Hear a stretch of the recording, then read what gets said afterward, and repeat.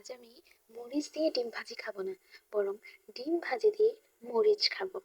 হ্যাঁ, আসলেই আপনারা হয়তো ভাবছেন কি বলছে, পাগল হয়েছে কিনা। হ্যালো এভরিওয়ান, আসসালামু আলাইকুম। This is অর্বা।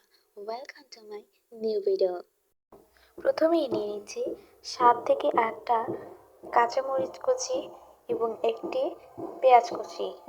এবারে পেঁয়াজ মরিচগুলোকে লবণ দিয়ে খুব ভালো করে মেখে নিচ্ছি।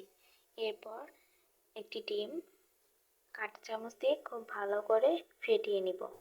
দেন কড়াইয়ে সয়াবিন তেল দিয়ে খুব ভালো করে গরম করে নিব। এরপর ফেটানো ডিমটা ছেড়ে দিচ্ছি।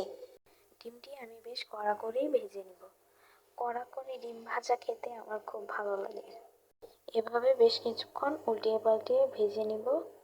তৈরি হয়ে গেল আমার গ্রিন চিলি এগ ফ্রাই।